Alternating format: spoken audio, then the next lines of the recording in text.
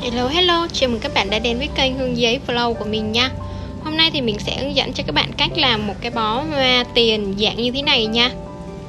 Thì bó này thì khoảng tầm 20 tờ đó các bạn. Thì các bạn có thể làm ít hơn hoặc nhiều hơn với cái dạng hoa tiền như thế này nha.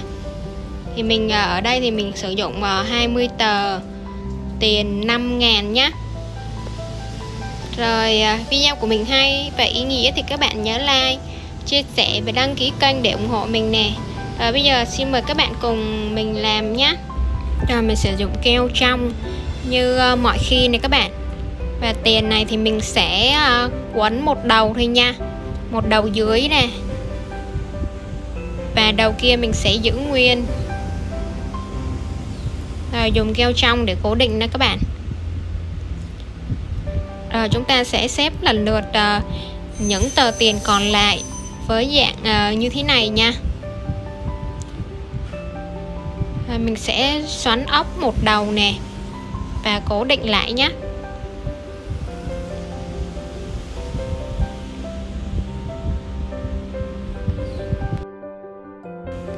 Rồi tiếp theo mình sẽ gắn que vô tiền đã gấp khi nãy nha các bạn. Thì mình sẽ gắn vô phía sau của tờ tiền nè. Và ở ngay chính giữa cái phần nhọn nha các bạn. Đó, rồi lần lượt mình sẽ gắn tiền với que như thế này nha.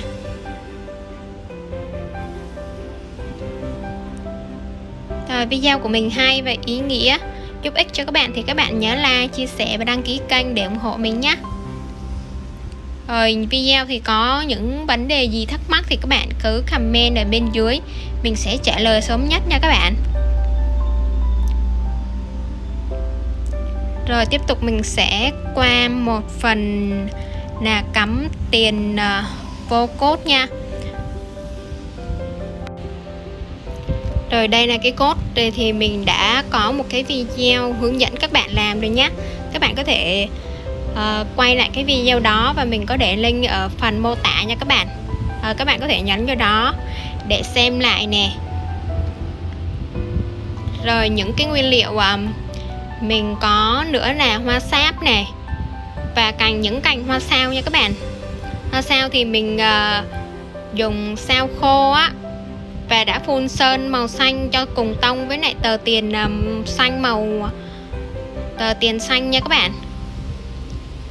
Rồi mình sẽ cắm lần lượt từ cao xuống thấp nha. Rồi 3 tờ đầu tiên này. Và mình sẽ xếp những tờ xung quanh cho đối xứng đó.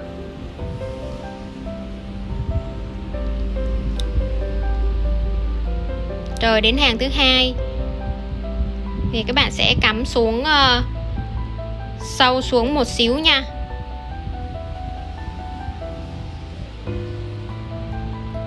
Rồi các bạn xem nè.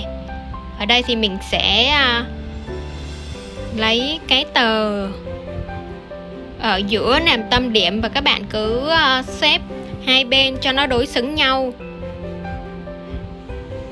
đều nhất có thể nha các bạn.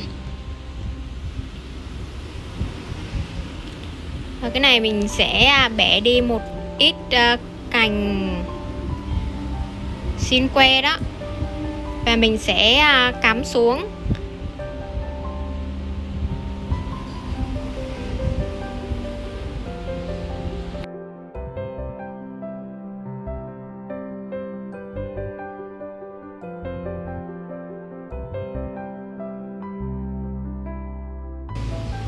Và những cành mình bẻ được nè thì mình sẽ tận dụng để cắm hoa sáp luôn nha các bạn.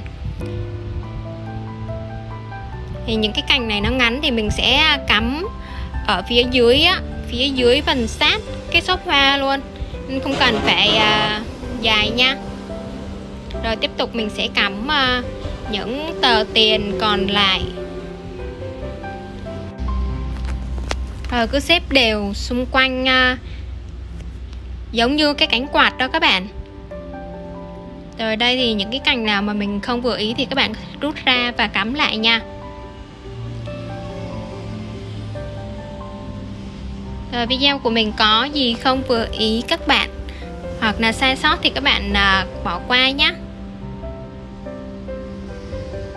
Mình hay dùng keo sữa để cắm cố định vào á các bạn.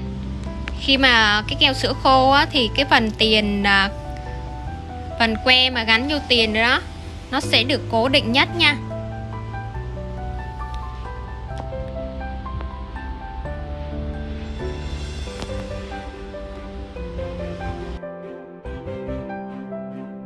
Rồi tiếp tục mình sẽ cắm hoa sáp nè. Mình sẽ sử dụng 2 bông thôi, các bạn có thể sử dụng 3-4 bông á, tùy ý các bạn nhé. 2 bông thì mình sẽ cắm ở giữa nè. Các bạn căn sao cho nó ở giữa nha.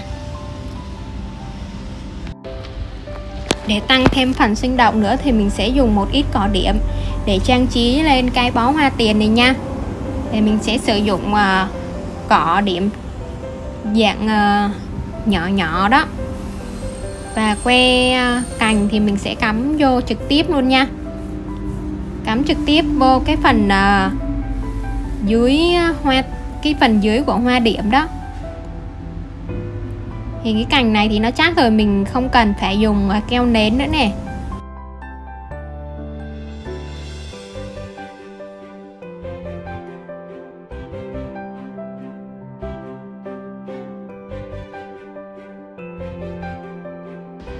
Phần hoa sao thì mình sẽ cắt những đoạn ngắn và đoạn dài khác nhau nha, làm sao cho phù hợp nhất với cái phần cắm vô cái bó hoa tiền này nha các bạn. Thì các bạn sẽ cắt ra từng đoạn như thế này.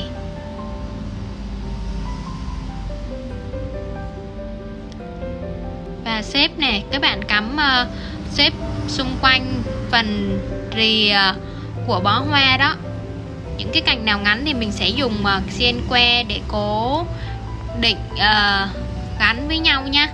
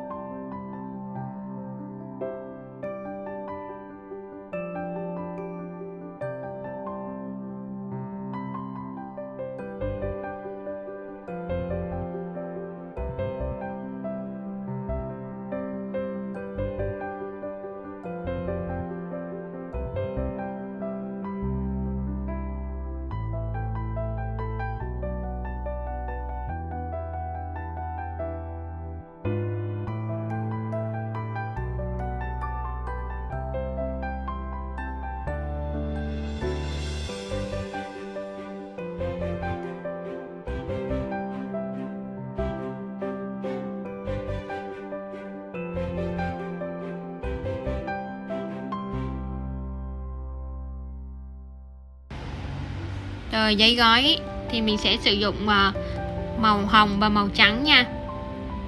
Thì màu trắng mình sẽ sử dụng trước và phía trên của bó hoa nha.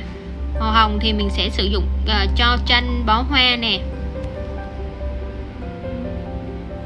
Rồi các bạn yêu thích video của mình thì các bạn nhớ like, chia sẻ và đăng ký kênh để ủng hộ mình nhé.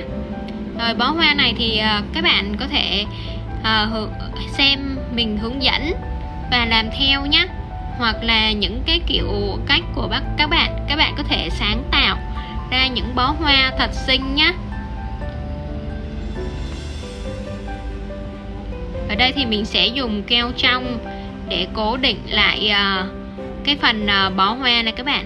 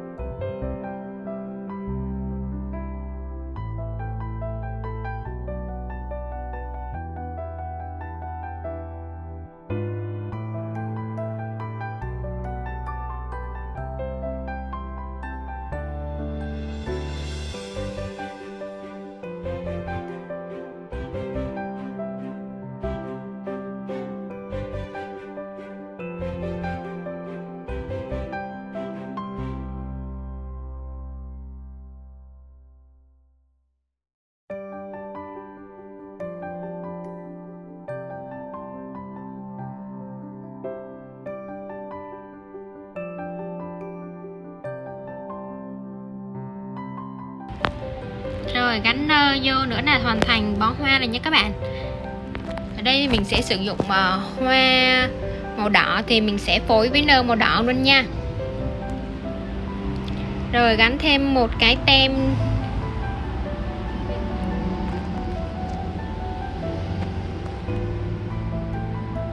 rồi bó hoa đã hoàn chỉnh rồi nha các bạn. Với 20 tờ thì cái bó hoa này rất là to nha. Không như cái dạng kia thì nó sẽ được bó hoa nhỏ thôi. Dạng này thì cái bó hoa của mình nó được to hơn nhé. Rồi cảm ơn các bạn đã theo dõi video này của mình nhé. Và đừng quên nhấn like, chia sẻ, đăng ký kênh để ủng hộ mình nè. Rồi bye bye và hẹn gặp lại các bạn trong những video tiếp theo.